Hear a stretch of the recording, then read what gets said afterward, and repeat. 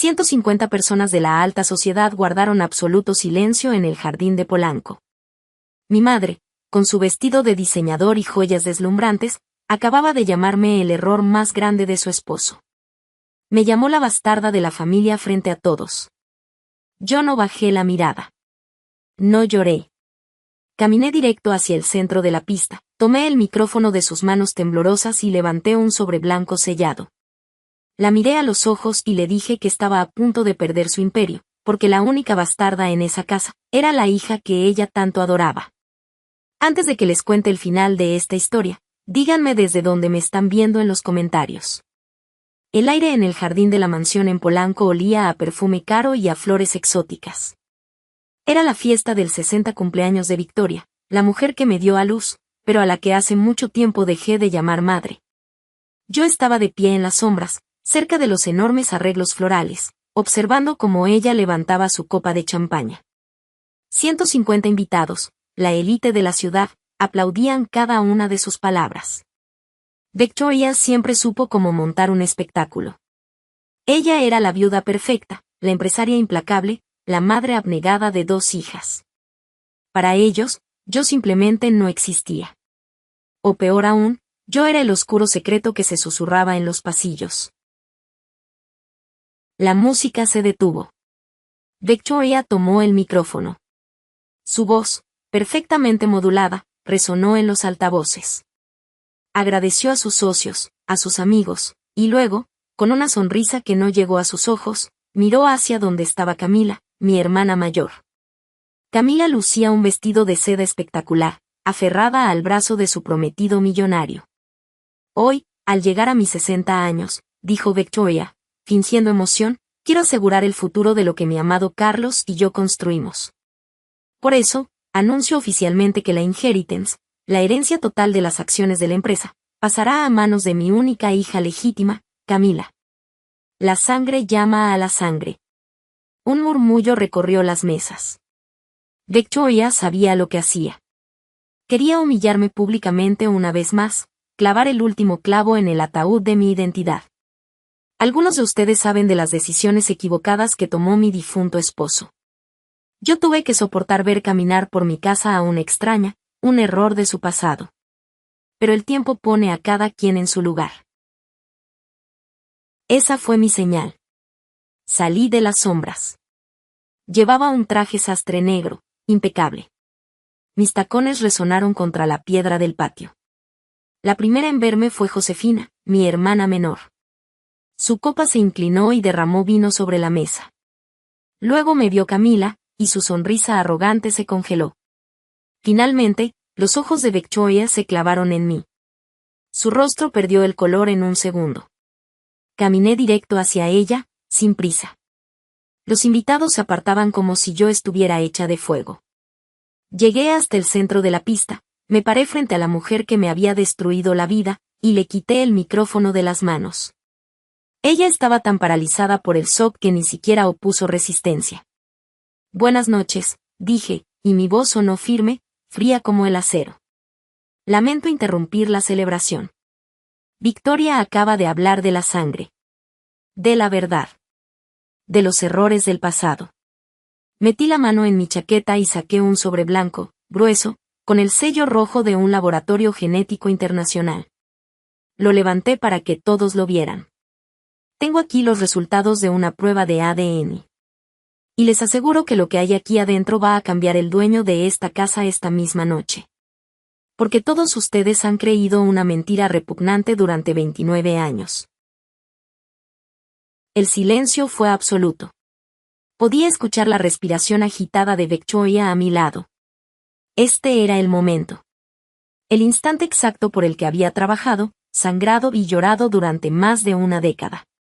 Pero para que entiendan cómo llegué a tener el poder de destruir su vida con un solo pedazo de papel, tengo que llevarlos al infierno donde me crié. Crecí en una casa inmensa en las lomas, rodeada de lujo, pero yo vivía en una miseria absoluta. Para el mundo exterior, Victoria era una santa. Una mujer caritativa que organizaba galas y donaba a los orfanatos. De puertas para adentro, era un monstruo calculador. Mi existencia era su saco de boxeo personal. Camila era la reina de la casa. Tenía una habitación del tamaño de un departamento, llena de juguetes importados, ropa de marca y una pantalla gigante. Mi habitación era un cuarto de servicio adaptado al fondo del pasillo, junto a la lavandería. En invierno, el frío se colaba por las rendijas de la ventana. Camila estrenaba vestidos cada semana. Yo usaba los uniformes escolares gastados que ella desechaba. Pero lo peor no era la ropa o el cuarto. Eran las palabras. Victoria tenía una forma de susurrar que te helaba la sangre. Cuando teníamos visitas y yo pasaba por la sala, ella me sonreía para los demás, pero me agarraba del brazo con tanta fuerza que me dejaba moretones morados. Camina rápido, estorbo, me siseaba al oído, con una sonrisa perfecta en el rostro. Que nadie te vea la cara, eres idéntica a la zorra de tu madre. Yo no entendía. Yo creía que ella era mi madre. Cada vez que le preguntaba a mi papá, don Carlos, él bajaba la mirada, suspiraba y me acariciaba la cabeza. Eres mi niña, Elena. Solo mía. No le hagas caso a tu mamá, está cansada. Mi padre era un hombre de negocios brillante, pero en esa casa, era un cobarde. Trabajaba 14 horas al día para no tener que lidiar con los gritos de Victoria. Él me amaba, lo sé. A veces, a escondidas, me traía libros o me abrazaba en el jardín cuando ella no estaba. Pero nunca, jamás, me defendió frente a ella. Josefina, la menor, aprendió rápido las reglas de supervivencia.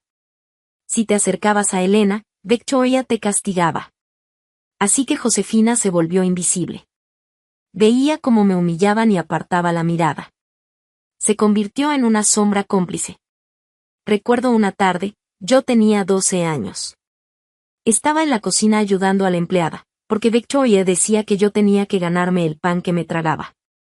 Camila entró riendo, agarró un vaso de jugo y lo tiró intencionalmente sobre mis cuadernos de la escuela.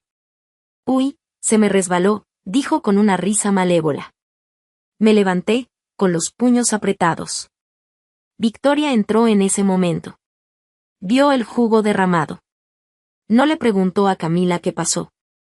Se acercó a mí, me dio una bofetada que me volteó la cara y me gritó, limpia eso, inútil. Eres igual de sucia que la sangre que traes en las venas. Mi padre llegó esa noche. Vio mi mejilla roja. Le preguntó a Victoria qué había pasado. La niña es torpe, Carlos. Se calló, respondió ella, sirviéndole un trago. Él me miró. Yo lo miré, esperando que esta vez, por fin, dijera algo. Que me salvara. Pero él solo tomó el vaso, suspiró y se fue a su despacho. Ese día aprendí que nadie iba a rescatarme. Que en esa jaula de cristal, yo estaba completamente sola. Y la oscuridad apenas estaba por comenzar. El mundo se me vino encima cuando cumplí 15 años. Mi padre fue diagnosticado con un cáncer de páncreas agresivo. El hombre fuerte que construyó un imperio se marchitó en cuestión de meses. La casa se llenó de enfermeras, de olor a desinfectante y del silencio pesado que trae la muerte inminente. Victoria tomó el control absoluto. Prohibió que yo entrara a su habitación. Decía que mi presencia lo alteraba, que el médico había recomendado reposo absoluto. Yo me quedaba sentada en el suelo del pasillo, abrazando mis rodillas, escuchando el pitido de las máquinas a través de la puerta de madera. Camila entraba y salía cuando quería. Josefina también. Yo era un fantasma. Una noche, de madrugada, la enfermera de turno bajó a la cocina. La puerta de la habitación de mi padre quedó entreabierta. Me acerqué de puntillas, con el corazón golpeando mi pecho. Quería ver su rostro, quería decirle que lo amaba. Cuando asomé la cabeza, me quedé helada. Victoria estaba sentada al borde de la cama. Mi padre estaba conectado a los tubos, pálido, con los ojos hundidos.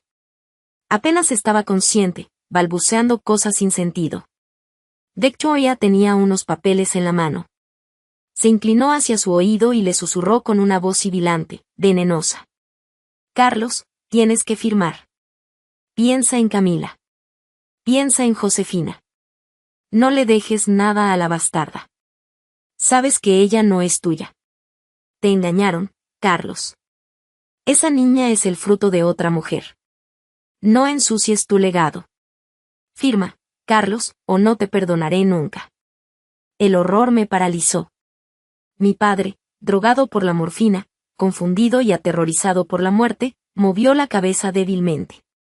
Victoria le puso un bolígrafo en la mano temblorosa y guió sus dedos sobre el documento. Estaba modificando el testamento. Estaba inyectando veneno en sus últimos momentos de vida, asegurándose de que yo quedara en la calle. Quise gritar. Quise entrar y arrancarles los papeles. Pero tenía 15 años. Era una adolescente aterrada y pisoteada. Retrocedí lentamente y corrí a mi cuarto, escondiendo mi llanto bajo la almohada. 2 días después, mi padre murió. El funeral fue un evento social para la élite de México. Victoria vestía un luto impecable de diseñador, llorando lágrimas secas frente a las cámaras. Me obligaron a sentarme en la última fila de la iglesia, lejos de la familia. Podía escuchar los susurros de mis tíos y de los socios de mi padre. Ahí está la niña. La que trajo de la calle. Pobre Victoria, aguantar esa humillación todos estos años. Dicen que Carlos la borró del testamento al final. Y con justa razón. Victoria había ganado. Había plantado la mentira tan profundamente que ya era la verdad absoluta para todos. Había borrado el amor de mi padre y me había convertido en una paria. Después del entierro, regresamos a la casa. Las cerraduras de la oficina de mi padre ya habían sido cambiadas. Camila me miró de arriba a abajo, sonrió y dijo, «Se acabó tu protector, arrimada». Tenía razón. El infierno que había vivido hasta ese momento fue solo un ensayo. Durante los siguientes 3 años, Victoria se encargó de hacerme desear no haber nacido. Me cortó el dinero de la escuela, me obligó a trabajar limpiando la casa, me alimentaba con las obras. Solo estaba esperando una fecha.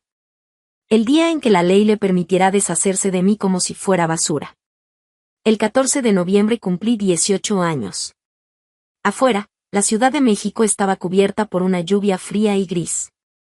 Adentro, la casa estaba en silencio. No había globos, no había abrazos. Yo había juntado unas monedas y compré un panqué barato en la panadería de la esquina. Estaba en la cocina, a las 8 de la noche, poniendo una sola vela sobre el panqué, lista para cantarme a mí misma en voz baja. La puerta de la cocina se abrió de golpe. Entró Victoria, seguida de Camila. Llevaban abrigos elegantes, acababan de llegar de cenar en un restaurante exclusivo. Victoria me miró con un desprecio tan profundo que parecía odio puro. Se acercó a la isla de la cocina y me observó encender el fósforo. «Apaga eso», dijo con voz seca. Soplé la vela. El humo subió en espiral. Camila soltó una carcajada burlona. «Qué patética», murmuró, cruzándose de brazos. Victoria abrió su bolso de cuero carísimo. Sacó su billetera, extrajo un billete de 500 pesos, lo hizo una bola con la mano y me lo tiró a la cara. El papel arrugado golpeó mi mejilla y cayó al suelo, junto a mis zapatos gastados. «Recoge tu basura, empaca tus garras y lárgate de mi casa», siseó Victoria. Las palabras cortaron el aire como un látigo. La miré, sintiendo un nudo en la garganta que me ahogaba. «¿A dónde voy a ir?» «Es de noche. Está lloviendo. A la calle. A buscar a la cualquiera de tu madre». «No me importa», respondió ella, acercándose a mí hasta que pude oler su perfume. «Ya terminé. Te soporté 18 años por culpa del estúpido de Carlos. Pero él ya está pudriéndose bajo tierra y yo no voy a gastar un centavo más en ti. No voy a mantener a la bastarda de mi marido. Lárgate ahora mismo, o llamo a la policía para que te saquen por invasión a la propiedad».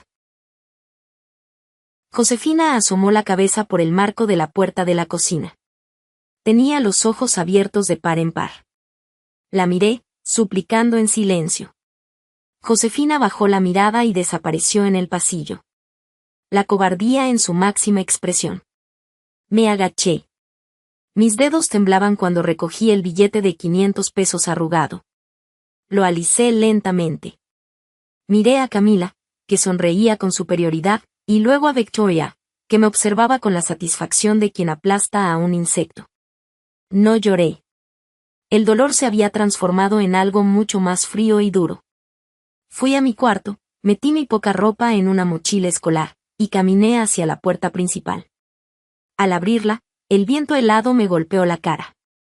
Me di la vuelta por última vez. Un día, este billete te va a salir muy caro, Victoria, le dije. Ella soltó una carcajada. Cierra la puerta por fuera, muerta de hambre. Salí a la lluvia. Caminé 3 cuadras hasta la parada del camión, empapada, con 500 pesos en el bolsillo y un odio hirviendo en las venas. Me habían arrebatado a mi padre, mi hogar, mi nombre. Me habían llamado bastarda. Pero en esa noche fría, mientras subía al transporte público, hice una promesa. Iba a volver. Y cuando lo hiciera, no quedaría piedra sobre piedra de su perfecto y mentiroso mundo. Esa noche, empapada y temblando, toqué a la única puerta que se me ocurrió, la de tía Rosa. Ella era la hermana mayor de mi padre, una mujer dura, de voz ronca, que vivía en una colonia popular muy lejos del lujo de Polanco. Victoria siempre la odió porque Rosa nunca le rindió pleitesía. Rosa abrió la puerta en bata de dormir, con un cigarro en los labios. Me vio ahí, escurriendo agua, con mi mochila. No hizo preguntas idiotas. No me dio discursos. Abrió la puerta, me tiró una toalla seca a la cara y señaló el sofá. Al menos tuviste los ovarios de no quedarte a rogar, fue lo único que dijo. El refugio de tía Rosa no era cómodo. Era un departamento pequeño que olía a tela y a café quemado, porque ella tenía un taller de costura en la sala. Pero era real. Rosa no era de abrazos ni de palabras dulces. Ella era de acciones. Al día siguiente me despertó a las 6 de la mañana. Aquí nadie come de a gratis, escuincla, me dijo, poniéndome una taza de café negro enfrente. Victoria te tiró a la basura, sí. Tu papá fue un cobarde al final, también. Llora 5 minutos y saca el coraje. Afuera el mundo te come viva. Esas palabras fueron mi ancla. No había un college fund, no había cuentas de ahorro, no había apellidos que me abrieran puertas. Solo estaba yo. Comencé a trabajar limpiando pisos en una clínica mientras estudiaba para enfermera técnica. Trabajaba turnos dobles, a veces 16 horas al día. Guardaba cada centavo de mi salary en una caja de zapatos bajo mi cama. El cansancio era brutal, me dolían los huesos y las manos se me partían por el cloro. Compré un marco de madera barato y metí el billete de 500 pesos arrugado que Victoria me había tirado. Lo colgué frente a mi cama. Cada vez que quería rendirme, cada vez que el cansancio me hacía llorar, miraba ese billete. Era el precio que ella le había puesto a mi vida. Fueron años de tragar sangre. Mientras yo me mataba en los hospitales, Camila salía en las revistas de sociales gastando la fortuna de mi padre, viajando por Europa. Los rumores que Victoria había esparcido sobre mí se solidificaron. En las bodas de los primos, a las que obviamente nunca fui invitada, se decía que yo era una ladrona, que me había ido por vergüenza, que era una drogadicta. Yo dejé que hablaran. Construí una armadura a mi alrededor. Me convertí en la mejor enfermera de mi área, ganando el respeto de los médicos por mi precisión fría y mi ética de trabajo implacable. Yo no lo sabía entonces, pero la vida estaba acomodando las piezas. El karma no es un rayo que cae del cielo, a veces es un paciente en una camilla de hospital. Y mi momento de cobrar la factura estaba a punto de llegar, entregado por la persona menos esperada. 9 años después de haber sido echada a la calle, yo era la jefa de enfermeras de la unidad de cuidados intensivos en uno de los mejores hospitales de la ciudad. Una tarde de martes, ingresaron a una mujer mayor con un infarto fulminante. Cuando leí el expediente, el corazón me dio un vuelco. Doña Clara. Era la mejor amiga de mi difunta abuela, una mujer de la alta sociedad que siempre estaba en las fiestas de Victoria. Fui a su habitación. Estaba conectada a los monitores, pálida, respirando con dificultad. Sabía que no pasaría de esa noche. Cuando me acerqué a revisar su suero, abrió los ojos. Me miró fijamente. Parpadeó varias veces, incrédula. Elena. ¿Eres tú?, susurró, con la voz rota. Sí, señora Clara. Soy yo. No hable, debe descansar, le dije, manteniendo mi tono profesional. De pronto, con una fuerza que no sabía de dónde sacó, me agarró de la muñeca. Sus uñas se clavaron en mi piel. Sus ojos estaban llenos de lágrimas y de un pánico absoluto. La culpa de los moribundos. No, escúchame. Tengo que decirlo, antes de irme al infierno, jadeó. Las máquinas a su lado empezaron a pitar más rápido. Tu abuela lo sabía. Yo lo sabía. Todos callamos por el escándalo. Mi sangre se congeló. ¿Saber qué, doña Clara? Tu padre. Carlos, él nunca engañó a tu madre. Jamás. Él te adoraba, lloró la anciana, aferrándose a mí como si yo fuera su salvavidas. Fue Victoria. Esa víbora. Tu abuela descubrió sus cartas. Victoria se acostaba con Arturo, el socio de Carlos. Ella inventó que tú eras la bastarda para cubrir su propia basura. El aire abandonó mis pulmones. La habitación daba vueltas. Doña Clara jaló aire con dificultad y soltó la bomba que destruyó mi realidad y la reconstruyó en un segundo. Camila. Camila no lleva la sangre de Carlos. Camila es hija de Arturo. La bastarda siempre fue la niña de sus ojos. Tu abuela dejó pruebas, Elena. Búscalas. Perdóname. Los monitores emitieron un sonido largo y continuo. Doña Clara entró en paro. El equipo de reanimación entró corriendo, me apartaron. Minutos después, fue declarada muerta. Me quedé en el pasillo, apoyada contra la pared fría, temblando de pies a cabeza. No sentí tristeza. Sentí una furia tan pura, tan blanca y caliente, que me quemaba la garganta. 29 años de mi vida. Las humillaciones, los golpes, el desprecio de mi padre en su lecho de muerte. Victoria le había hecho creer a mi padre que yo era el producto de una infidelidad para ocultar que ella era la ramera, que ella había metido a la hija de otro hombre en su casa y le había robado todo. Apreté los puños hasta que las uñas se me clavaron en las palmas. Ya no se trataba de probar mi inocencia. Se trataba de aniquilación total. Victoria me había enseñado a jugar sucio, y ahora, iba a aplicar sus propias reglas para arrastrarla por el fango. Al día siguiente, pedí unos días libres. Doña Clara había mencionado que mi abuela dejó pruebas. Fui a buscar a don Mauricio, el antiguo lawyer de mi padre. Un hombre viejo, honesto, al que Victoria había despedido sin piedad apenas tomó el control de la empresa. Lo encontré en un despacho polvoriento en el centro de la ciudad. Cuando le dije quién era, sus ojos se llenaron de asombro y tristeza. Le conté la confesión de Clara. Mauricio cerró los ojos y asintió lentamente. Siempre lo sospeché, muchacha. Carlos estaba ciego por esa mujer. Tu abuela, doña Margarita, me dejó una caja de seguridad en el banco. Las instrucciones eran claras. Abrirlas solo si Victoria intentaba desheredarte, o si tú venías a buscarme. Victoria falsificó el testamento tan rápido tras la muerte de tu padre que no tuve tiempo legal para frenarla. Fuimos al banco esa misma tarde. Cuando Mauricio abrió la pesada caja de metal, el olor a papel viejo me inundó.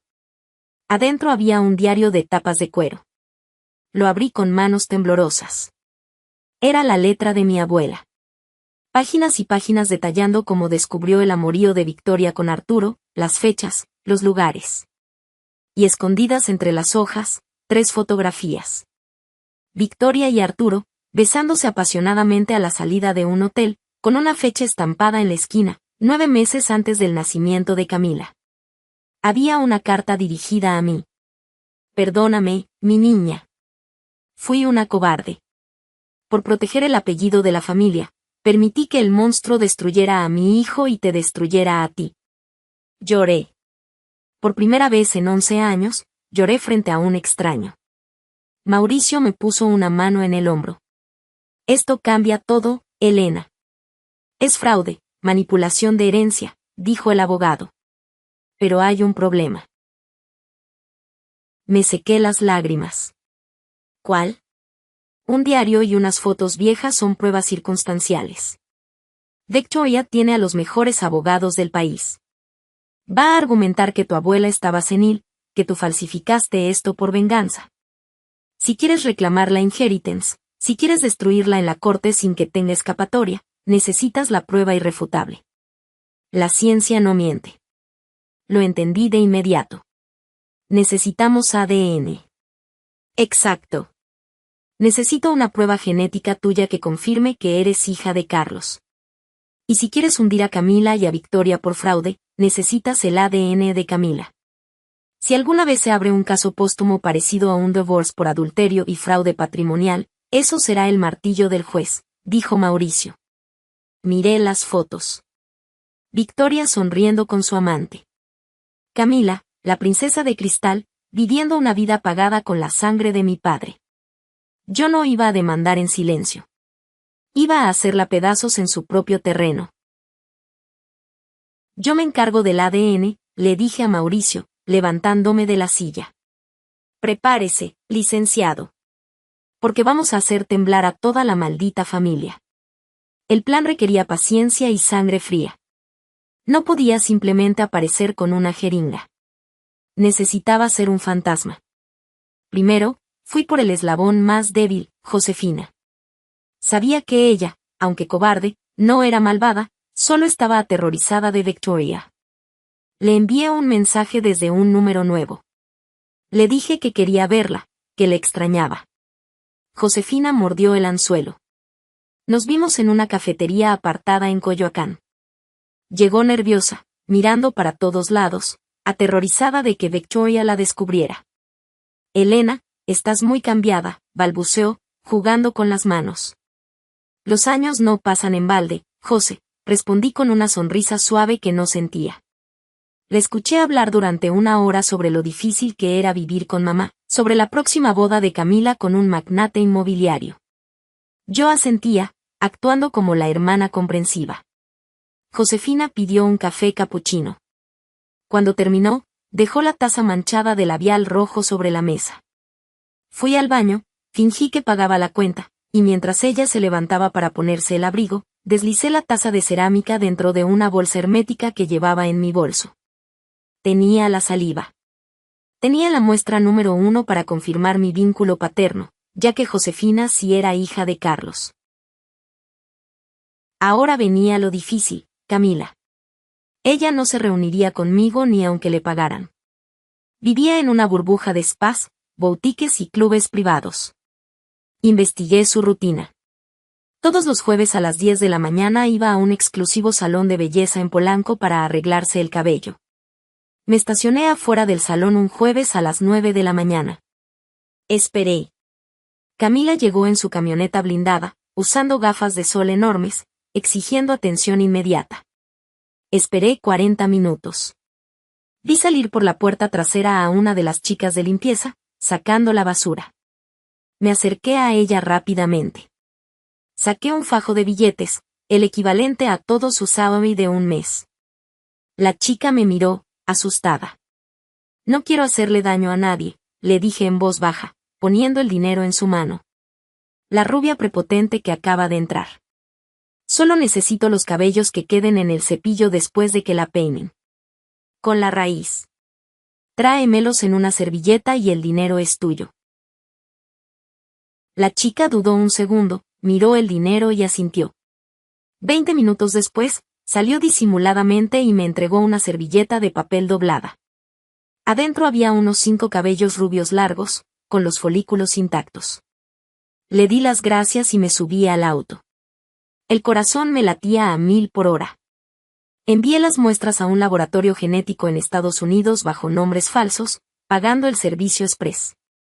No quería que ningún contacto de Victoria en México pudiera alterar los resultados. Fueron las 2 semanas más largas de mi vida.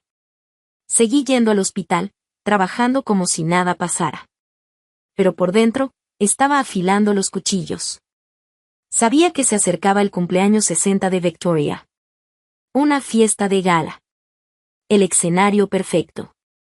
Yo estaba a punto de recibir la promoción de mi vida, pasar de ser la bastarda desterrada a la dueña legítima de todo.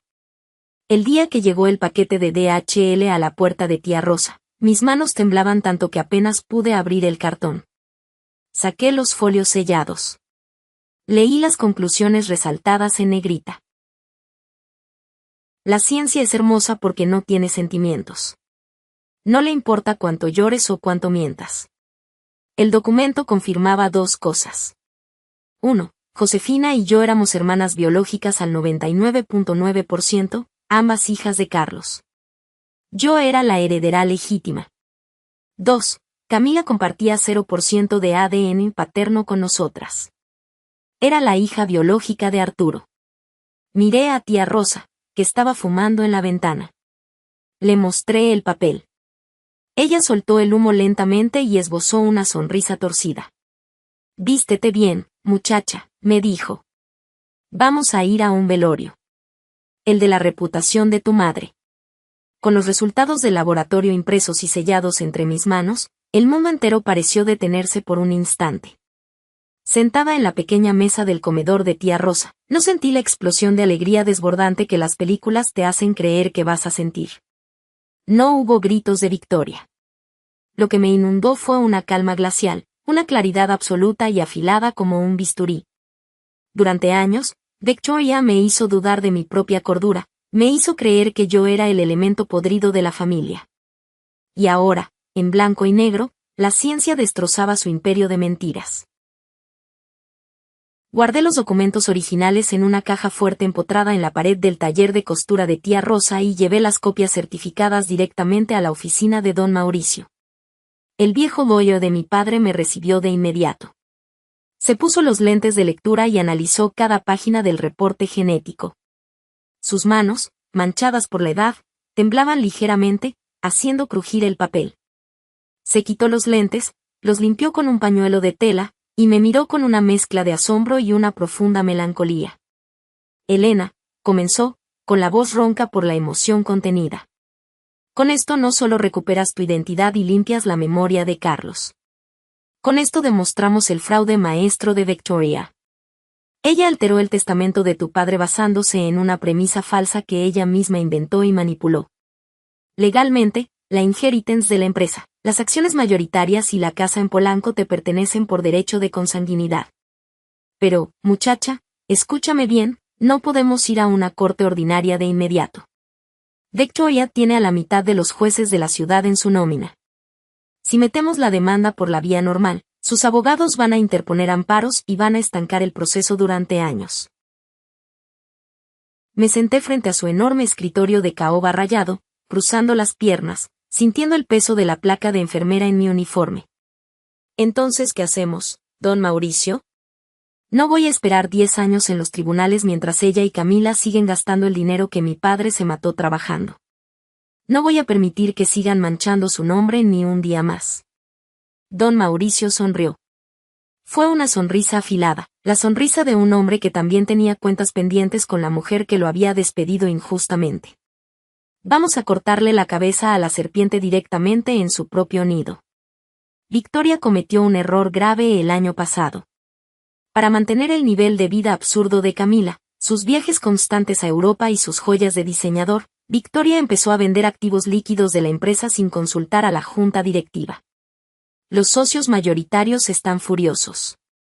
Están buscando cualquier excusa legal o moral para destituirla, pero su posición intocable como la viuda y heredera los mantenía atados de manos. Esa misma noche, bajo la lluvia incesante de la Ciudad de México, Mauricio organizó una reunión clandestina en un salón privado de un hotel muy exclusivo al sur de la ciudad. Asistieron 3 de los socios comerciales más antiguos y poderosos de mi padre. Hombres de trajes a la medida, rostros duros, que controlaban millones. Yo entré al salón directo desde mi turno en el hospital. Sus miradas me escanearon de arriba a abajo, escépticos. Para ellos, yo seguía siendo la bastarda, el rumor sucio del que nadie hablaba en las cenas de gala. Mauricio no perdió el tiempo con introducciones amables. Abrió su maletín y esparció las pruebas sobre la mesa de cristal. Les mostró el diario original de mi abuela. Les pasó las fotografías ocultas de Victoria y Arturo besándose. Y, finalmente, deslizó las copias del ADN frente a cada uno de ellos. Los socios leyeron en un silencio sepulcral. Don Ernesto, un hombre de cabello blanco que había sido el mejor amigo de mi padre antes de que Victoria lo manipulara para alejarlo, apretó los puños con tanta fuerza que los nudillos se le pusieron blancos. Su rostro enrojeció de furia pura. Esta maldita víbora, siseó Ernesto, golpeando la mesa. Carlos siempre confió en Arturo. Lo metimos a nuestras casas, le dimos la vicepresidencia. Y todo este tiempo, ese infeliz se acostaba con la esposa de su socio y nos hizo pagar los lujos de su propia hija con los dividendos de nuestra maldita empresa. Señores, intervino Mauricio, poniéndose de pie. Tengo preparada una orden judicial de congelamiento de cuentas por presunto fraude patrimonial y falsificación de identidad hereditaria. Saldrá mañana a primera hora. Pero necesito el respaldo absoluto de esta junta para destituir a Victoria y a Arturo como directivos de forma inmediata, frente a todos, antes de que tengan un solo minuto para mover el dinero a paraísos fiscales. Ernesto levantó la vista del papel y me miró directamente a los ojos. ¿Estás dispuesta a llevar esto hasta sus últimas consecuencias, muchacha?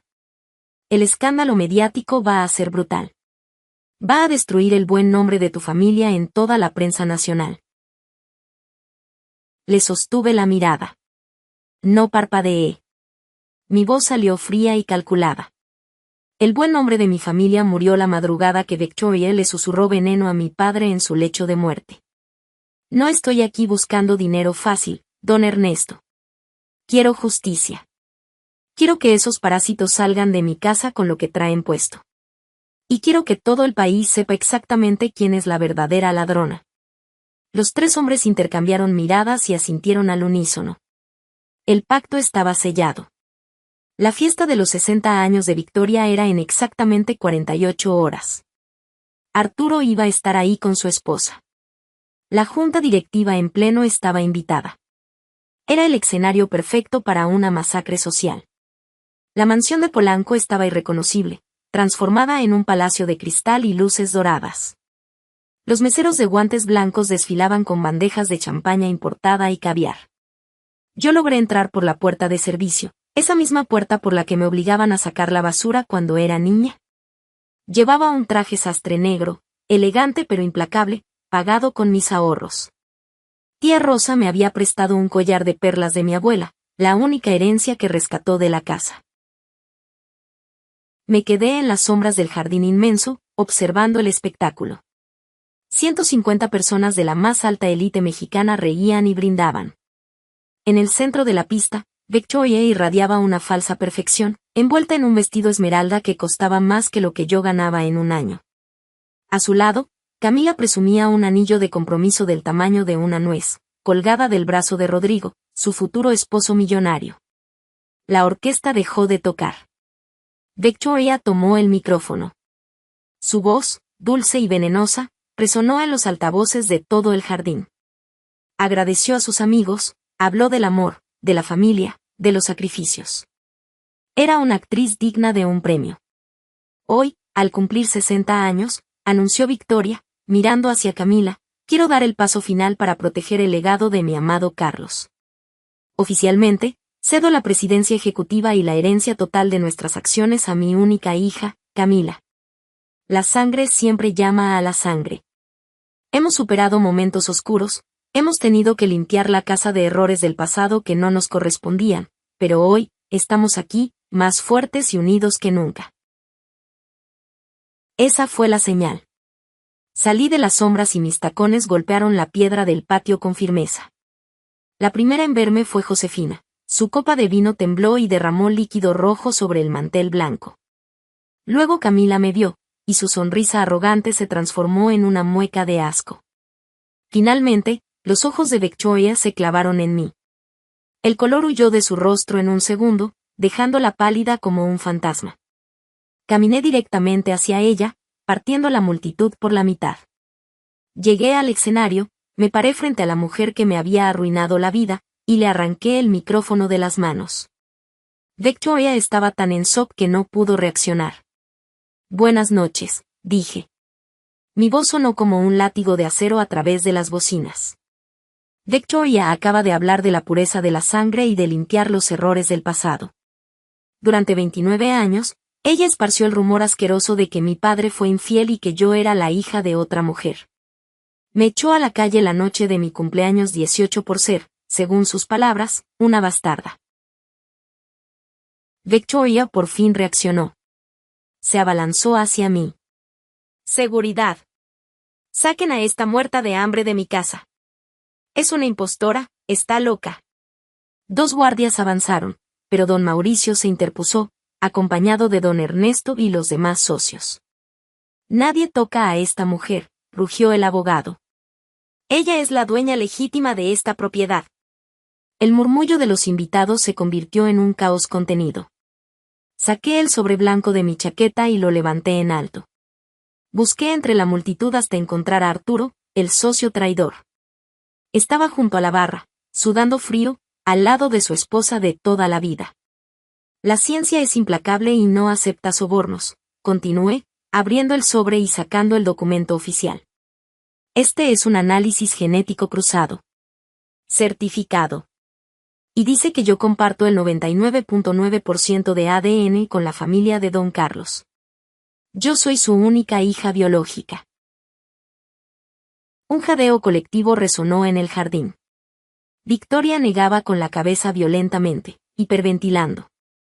«Es falso. Es un montaje barato». Pero eso no es lo más interesante. Elevé el tono de mi voz para aplastar los gritos de Victoria. Miré fijamente a Camila, que ahora soltaba el brazo de Rodrigo. El análisis también incluye a la princesa heredera, a Camila. Y los resultados demuestran que Camila comparte 0% de ADN paterno con don Carlos. El silencio que siguió fue absoluto, asfixiante. Camila se llevó las manos a la boca. Leí directamente del papel: la hija a la que Victoria le acaba de ceder el control de todo, no tiene ni una gota de la sangre de mi padre. «Mentira.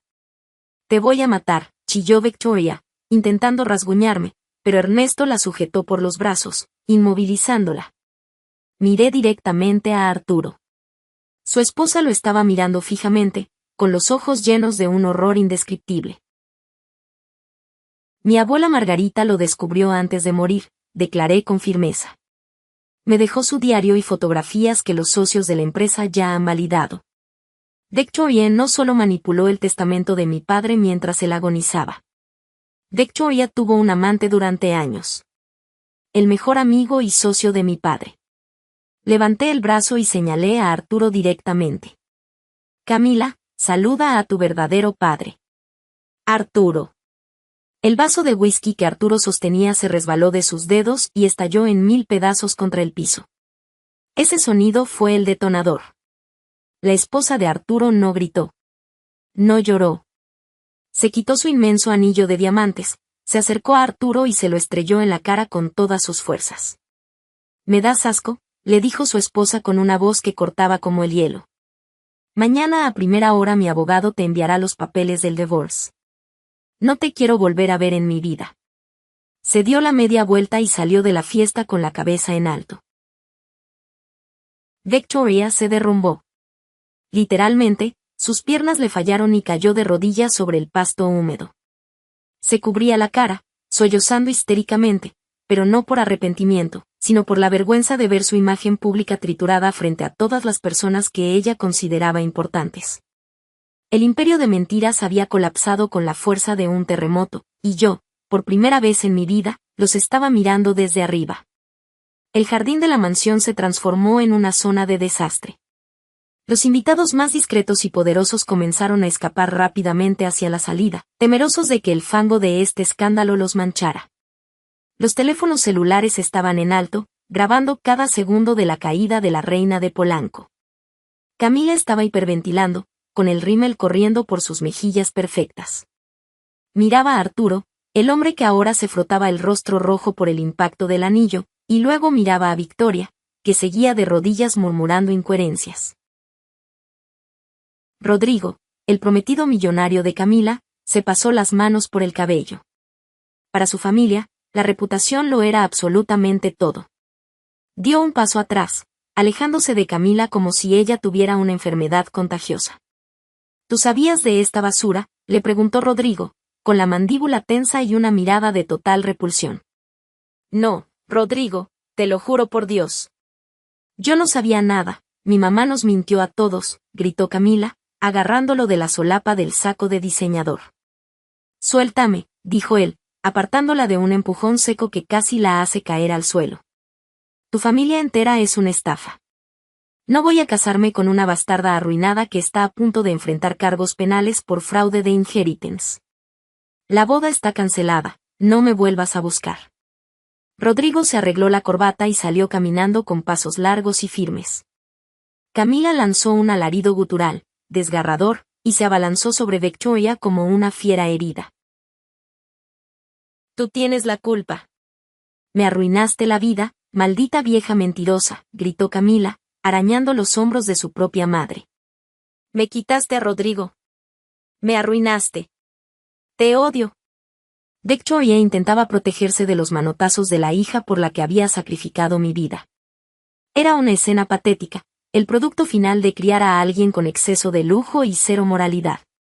Don Mauricio levantó la voz por encima del caos, tomando el control de la situación legal. Victoria, escúchame bien. Como representante legal de Elena, y con el respaldo unánime de la junta directiva aquí presente, te informo que un juez federal acaba de congelar todas tus cuentas bancarias personales y las corporativas. Tienes una orden de restricción de activos. No tienes acceso a un solo peso. Victoria dejó de pelear con Camila. Me miró desde el suelo, con el vestido manchado de tierra. Sus ojos estaban inyectados en sangre. Josefina, suplicó Victoria, buscando desesperadamente a mi hermana menor entre la multitud. Josefina, mi niña, diles que esta maldita loca está mintiendo. Diles que nos están tendiendo una trampa. Haz algo. Josefina había estado escondida detrás de una inmensa fuente de chocolate, temblando como una hoja. Durante toda su vida, su mecanismo de defensa fue guardar silencio, agachar la cabeza y dejar que los demás recibieran los golpes. Pero esta noche, la presión era demasiada. El miedo a Victoria finalmente fue superado por el asco a la situación. Josefina dio un paso al frente. Caminó hasta pararse frente a mí, y luego giró para mirar a la mujer que nos dio la vida. Ya basta, mamá, dijo Josefina. Su voz comenzó temblorosa, pero tomó fuerza con cada palabra. Ya no voy a mentir por ti. Elena tiene razón. Todo es verdad.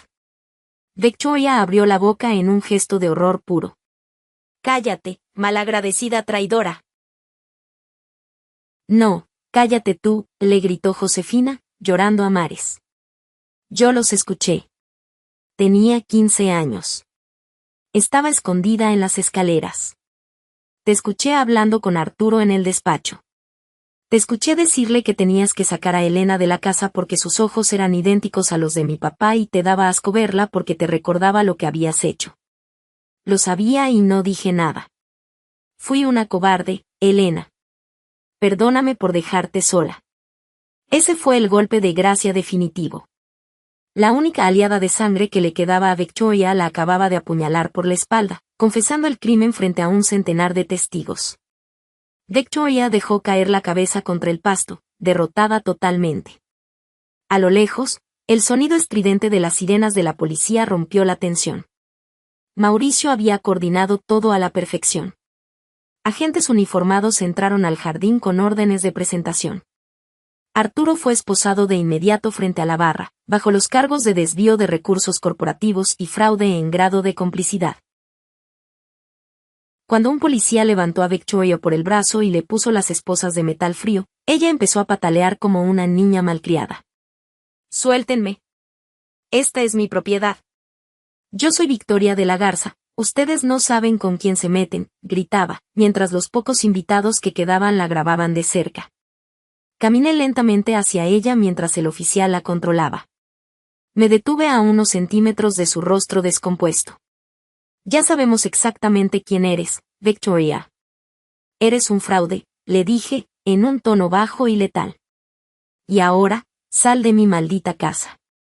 Me di la media vuelta y caminé hacia la puerta de salida principal, escoltada por don Mauricio, don Ernesto y Josefina. No miré hacia atrás ni una sola vez. Dejé a Camila sollozando histéricamente en el centro de la pista de baile, rodeada de mesas destrozadas, sueños rotos y el imperio de cristal hecho pedazos bajo sus pies. El proceso legal que siguió fue brutalmente rápido y eficiente.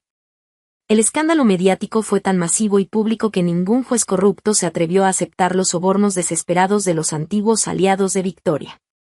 El testamento que ella había manipulado y obligado a firmar a mi padre en su lecho de muerte fue declarado nulo por la corte. Se restableció la línea de sucesión natural.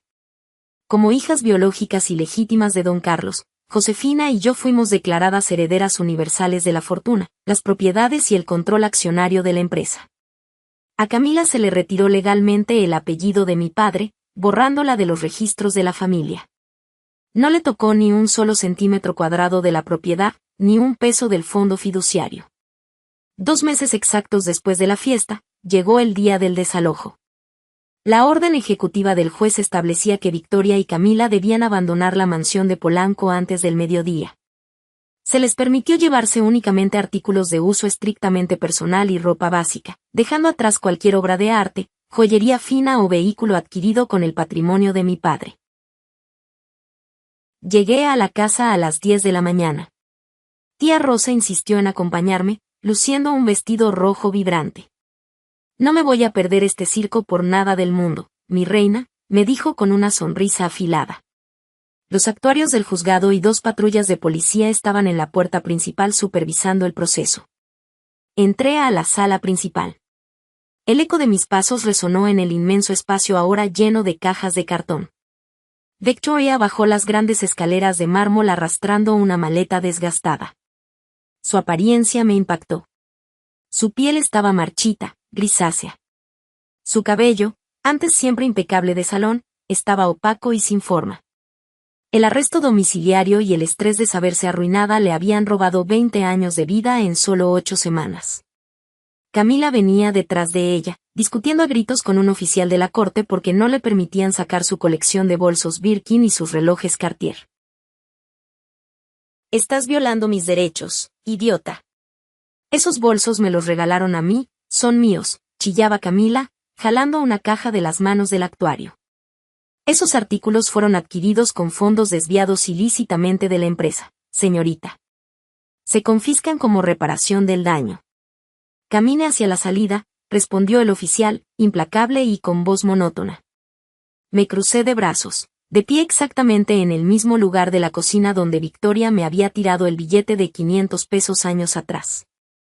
Camila me clavó una mirada cargada de un odio venenoso, con los ojos hinchados por tanto llorar. ¿Estás satisfecha, enfermerita?, me escupió Camila. Me quitaste todo.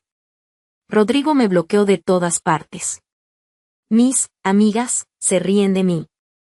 ¿Sabes dónde estuve ayer? Haciendo fila en una agencia de empleos para rogar por un puesto de recepcionista de cuarta.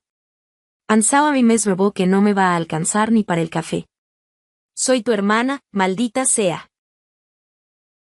No sentí ni una pizca de compasión. La miré de arriba a abajo. No, Camila. Eres la hija de Arturo. Y durante 11 años te burlaste de mi miseria mientras dormías en sábanas de seda pagadas con la sangre y el sudor de mi padre. Trabajar por un sueldo no es una tragedia, es lo que hace la gente honesta. Bienvenida al mundo real, espero que aprendas a hacer buen café. Victoria se detuvo frente a mí antes de salir. Sus ojos estaban vacíos, desprovistos de alma. Intentó alzar la barbilla, buscando los restos de ese orgullo altanero que usaba para aplastarme, pero ya no tenía fuerza. Abrió la boca para decir algo, pero ninguna palabra salió. Agachó la cabeza, pasó por mi lado arrastrando su equipaje, y caminó hacia la reja principal, pidiendo un taxi en su celular porque también les habíamos incautado las camionetas blindadas. Cuando el portón de hierro se cerró detrás de ellas con un golpe sordo, el silencio en la mansión fue curativo. Josefina entró tímidamente poco después. Me miró, insegura de su posición en esta nueva vida. Me acerqué y la abracé. Ella lloró en mi hombro. Le aseguré que la mitad de absolutamente todo era legalmente suyo. Sin embargo, yo no quería vivir en esa casa. Los ecos de los gritos de Victoria y las sombras de la humillación todavía manchaban las paredes de la habitación del fondo. Junto con don Mauricio, liquidé los activos innecesarios y tomé el control total de mi vida. No renuncié al hospital. Mi vocación de salvar vidas era mía, nadie me la iba a quitar. Pero sí utilicé la mansión para un propósito mayor. Transformamos la enorme Casa de las Lomas en un centro de refugio seguro y fundación para mujeres y jóvenes que escapan de la violencia doméstica y el abuso psicológico. Le puse el nombre de don Carlos, mi padre. Tía Rosa se convirtió en la directora del refugio, imponiendo su mano dura y su corazón de oro para proteger a las adolescentes que llegaban asustadas y rotas, justo como yo llegué a su puerta años atrás.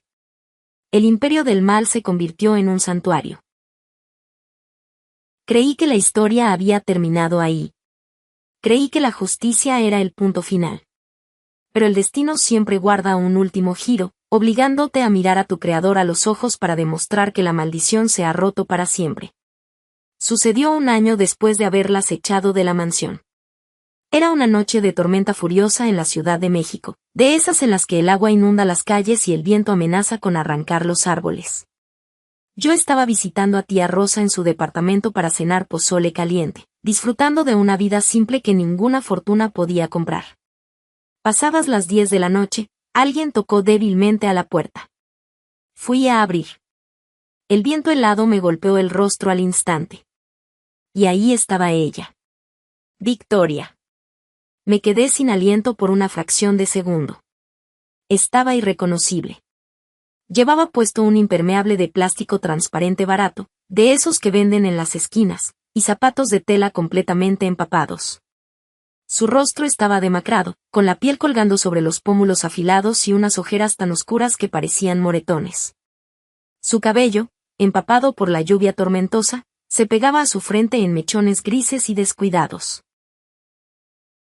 Arturo la había abandonado tras pagar su fianza, huyendo del país. Camila la culpaba de absolutamente toda su miseria y la había bloqueado de su vida, y la alta sociedad le había cerrado las puertas en la cara. Victoria estaba en la quiebra total, acorralada por el karma de sus propias decisiones. Me miró desde el pasillo lúgubre del edificio, tiritando de frío, aferrada a sí misma. Elena, murmuró. Su voz era un hilo frágil, roto, que apenas escuchaba sobre el ruido de la lluvia. Por favor. Te lo suplico. No tengo a dónde ir. El dueño de la pensión donde rento un cuarto me corrió esta noche porque debo 3 meses de renta. No tengo para comer. Tú tienes todo el dinero de la familia ahora. Sé que fui dura contigo, sé que cometí muchos errores, pero yo te traje al mundo, Elena. Te di la vida. Llevas mi sangre. Somos madre e hija. Te ruego que no me dejes en la calle bajo esta tormenta. La observé fijamente. Por un microsegundo, la biología intentó jugarme una trampa. La imagen de una madre sufriendo intentó despertar la empatía natural que corre por las venas de cualquier ser humano. Pero entonces, la memoria se impuso. Detrás de esa mujer temblorosa, vi a la Victoria que me daba bofetadas hasta sangrarme la boca. Vi a la mujer que alteró un documento legal sobre el cadáver aún tibio de mi padre. Vi a la mujer despiadada que me echó a la noche lluviosa cuando apenas era una niña asustada. El perdón es una herramienta hermosa para el alma. Te libera del veneno. Y yo ya la había perdonado en silencio para poder ser feliz. Pero el perdón no es sinónimo de estupidez. El perdón no significa que voy a abrirte la puerta de mi hogar para que vuelvas a intentar matarme lentamente. Espera ahí, le dije, con una voz absolutamente plana y sin emociones. Dejé la puerta entreabierta y caminé hacia la pequeña recámara de huéspedes. Fui directo a la pared y descolgué el marco barato de madera que me había acompañado durante más de una década. Lo abrí por detrás. Con mucho cuidado, saqué el billete de 500 pesos, arrugado, viejo y descolorido, que ella me había arrojado la noche de mi cumpleaños 18. regresé a la puerta. Victoria me miró con un brillo de esperanza renovada en sus ojos hundidos. Seguro pensó que iba a darle dinero, o que, movida por la culpa cristiana, iba a dejarla entrar a tomar un baño caliente. Extendí el brazo y le mostré el viejo billete. Ella frunció el ceño, confundida al principio. Pero luego, su mente hizo la conexión. El recuerdo la golpeó con la fuerza de un tren a toda velocidad. Sus ojos se abrieron desmesuradamente y sus labios empezaron a temblar. Hace 12 años, en una noche con una tormenta exactamente igual a esta, tú me echaste a la calle, le dije, mirándola directo al alma, sin alzar la voz, pero con una firmeza aplastante. Lloré y te supliqué que no me corrieras. Te dije que no tenía a dónde ir. ¿Recuerdas lo que me dijiste? Me dijiste que no ibas a gastar un solo centavo más en mantener a una bastarda. Hiciste una bola de papel con esto y me lo escupiste a la cara. Ese fue el valor, el precio exacto que le pusiste a mi existencia. Solté el billete. El papel amarillento cayó lentamente, balanceándose en el aire, hasta aterrizar en un pequeño charco de agua sucia formado por los zapatos empapados de Victoria, justo en la punta de sus pies. Tú me enseñaste la lección más valiosa de mi vida, Victoria. Me enseñaste que la sangre no significa lealtad. La familia se gana con amor, no con genética. Con este billete compraste mi silencio y mi ausencia en aquel entonces. Y ahora, con este mismo billete, yo te pago para que te largues para siempre. Tómalo. Cómprate algo de cenar. Ya no me debes nada, y yo a ti, te debo mucho menos. Di un paso hacia atrás. Victoria se quedó paralizada, con la mirada clavada en el billete empapado en el suelo, aplastada por el peso abrumador de su propia crueldad devuelta en forma de justicia poética. No dijo nada más. No podía. Cerré la puerta de un golpe firme y le pasé el cerrojo de acero. Me recargué contra la madera un segundo, exhalando todo el aire de mis pulmones. El sonido de la tormenta se quedó afuera. Tía Rosa salió de la cocina con 2 grandes tazas de pozole humeante. Me ofreció una sonrisa cálida, de esas que curan heridas, sin hacer una sola pregunta sobre quién estaba en la puerta. Tomé la cuchara, me senté en la mesa y suspiré. Estaba en paz. Mi padre, por fin, descansaba en paz. Y aquella niña aterrorizada que dormía junto a la lavadora, finalmente, era dueña absoluta de su propio destino. Gracias por quedarte y escuchar mi historia. Ha sido un viaje extremadamente largo, lleno de lágrimas y doloroso, pero finalmente estoy en paz. Las cicatrices de la infancia siempre quedan, es cierto, pero ya no duelen como antes. Ahora solo son recordatorios de las batallas que gané y de lo fuerte que puedo llegar a ser. Espero que esto te haya resonado de alguna manera. Vivir bajo la sombra de una familia tóxica te hace creer que estás loco, te hace dudar de tu propio valor todos los días. Pero quiero decirte hoy, mirándote a los ojos, que no estás solo y que tu verdad importa muchísimo más que él, ¿qué dirán? ¿Alguna vez te has encontrado en una situación similar? ¿Alguna vez tuvieron que armarse de valor y poner un límite definitivo, aunque doloroso, con alguien de su propia sangre para poder sobrevivir mentalmente? Cuéntenme sus historias en los comentarios, me encantará leerlos y saber que estamos juntos en este proceso de sanación, y para todos ustedes, los más leales, los que llegaron hasta este segundo exacto del video, quiero pedirles un favor muy especial. Dejen en los comentarios la letra W de Winner. Es nuestro código secreto para el 1% Club, para reconocer a las personas increíbles que ven las historias hasta el final y que saben que después de la tormenta, siempre podemos reconstruirnos y ser mejores. Si veo tu comentario con la W, sabré que estuviste aquí conmigo, luchando lado a lado. Por favor, no se olviden de dejar su like si esta historia les movió algo por dentro, y dele follow para no perderse las próximas historias del canal. Tenemos muchas más verdades ocultas que sacar a la luz. Un abrazo muy fuerte, cuídense mucho y nos vemos en el siguiente video.